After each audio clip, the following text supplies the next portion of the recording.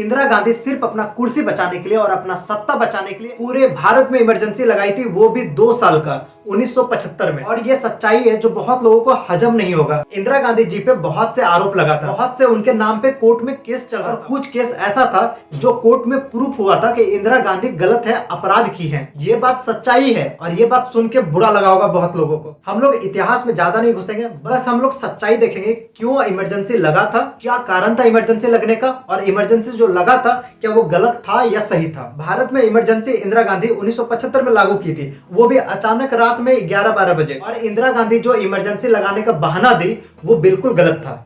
जयप्रकाश नारायण जी आंदोलन कर रहे थे और स्टूडेंट भी बहुत प्रोटेस्ट कर रहा था। बिहार और गुजरात में एक लंबा समय से आंदोलन चल रहा था। एक आंदोलन स्टूडेंट लोग का चल रहा था जिसका नेतृत्व जयप्रकाश नारायण जी कर रहे थे। और उस समय जो आंदोलन चल रहा था वो इंदिरा गांधी के खिलाफ चल रहा था। लाखों लोग और पूरा विपक्ष उनके खिलाफ था। जयप्रकाश नारायण जी का आरोप था कि इंदिरा गांधी अवैध तरीका से इलेक्शन करवाई है और अवैध तरीका से इलेक्शन जीती भी है। और ये बात कोर्ट में चला गया और ये बात प्रूफ भी हो गया कि इंदिरा गांधी अवैध तरीका से इलेक्शन करवाई है और अवैध तरीका से जीती है, जिसके चलते कोर्ट इंदिरा गांधी को आदेश दिया कि आप पद से इस्तीफा दे दें और आप 6 वर्ष तक कोई भी चुनाव नहीं लड़ सकते हैं और ना ही संसद में कोई भी काम कर सकते हैं आप। लेकिन ये बात इंदिरा गांधी को पसंद नहीं आया। इंदिरा गांधी जी को कुर्सी से इतना प्यार था कि वो न्यायपालिका का यानी कोर्ट का सख्ती ही हटा दी। संविधान में वो संशोधन कर दी कि कोर्ट उनके मामले में नहीं आ सकती है बीच में, सीधा कोर्ट का शक्ति खत्म। अब इंदिरा गांधी का मन जो तो वो करेगी।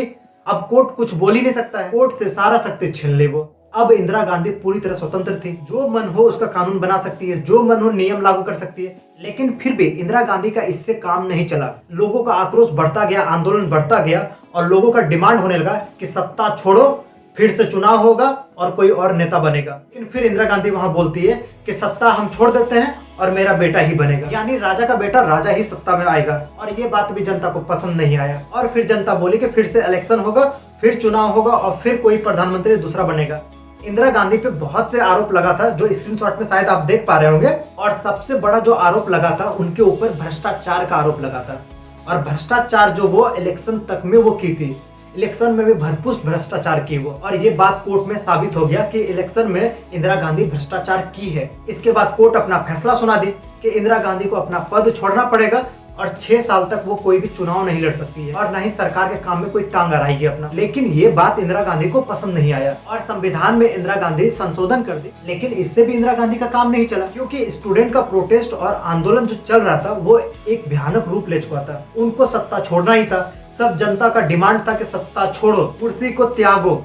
अब इंदिरा गांधी को लग गया कि कुर्सी उनका छूटने वाला है। तब वो कहती है कि हम कुर्सी छोड़ देते हैं, लेकिन उसके बदले उसका बेटा बैठेगा कुर्सी पे।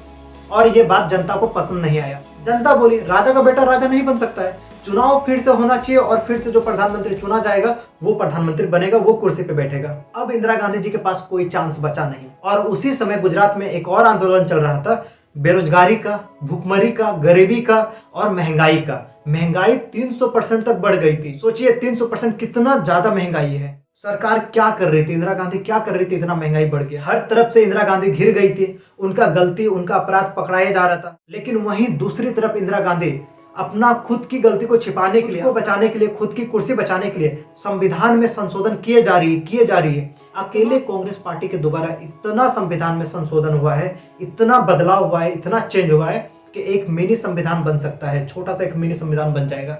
यहाँ तक कि संविधान में लिखा गया है साफ साफ कि आप मौलिक अधिकार में छेड़खानी नहीं कर सकते हैं, कोई बदलाव नहीं कर सकते हैं, आप उस पे मौलिक अधिकार पे रोक नहीं लगा सकते हैं। लेकिन इमरजेंसी के दौरान इंदिरा गांधी सबसे पहले लोगों का मौलिक अधिकार पे ही कब्जा की, सबका मौलिक अधिकार छीन ले वो। और जबरदस्ती जो लोग आंदोलन कर रहा था उन सबको पकड़ के जेल में डाल के भरपूर कुटैया दी एकदम।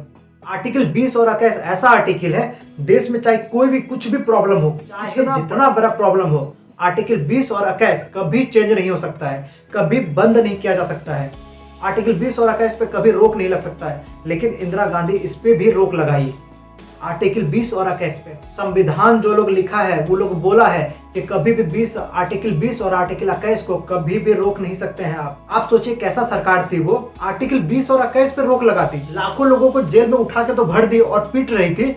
लेकिन साथ में विपक्ष के जो नेता थे, लीडर थे, उन सबको एक को भी नहीं छोड़ती, सबको उठा के जेल में डाल देती। और ऊपर से मार भी लग रहा था। यहाँ तक कि इंदिरा गांधी जी के खिलाफ उनके ही पक्ष का, कांग्रेस पार्टी का ही जो लोग बोलता था, अगर उसके खिलाफ कुछ बोल दिया तो अपने ही लोग को उठा के वो जेल में डाल देती थी।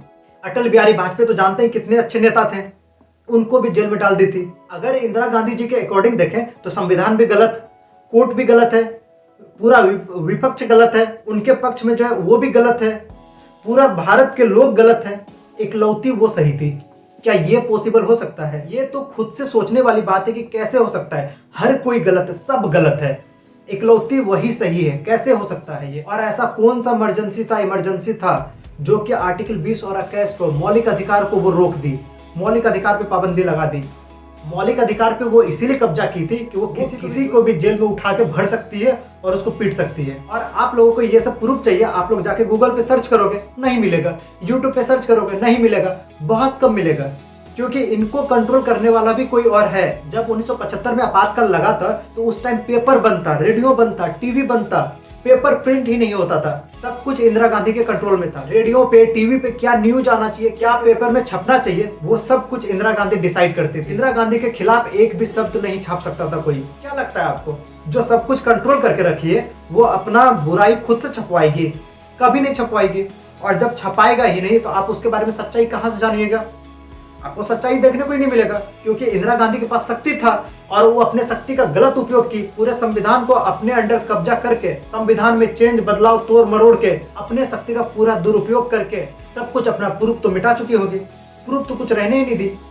इस टॉपिक पे अब भी बहुत सारा सच्चाई है, लेकिन वीडियो का अंत करने से पहले अटल बिहारी वाजपेयी का एक कविता है जो उन्होंने जेल में, इमरजेंसी के टाइम जेल में रह के कविता लिखी थी, उनको सुनते हुए खत्म करते हैं। और अगर वीडियो अच्छा लगा हो तो एक कमेंट कर दीजिएगा, वीडियो को लाइक कर दीजिएगा और शेयर कीजिएगा।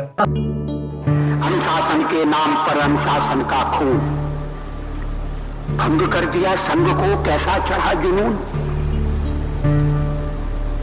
कैसा चढ़ा जुनून। मात्र पूजा प्रतिबंधित, कुटिल कर रहे केशव कुल की कीर्ति कलंकित। कह कैदी कविराय तोड़ कानूनी कारा, गूंजेगा भारत माता की जय।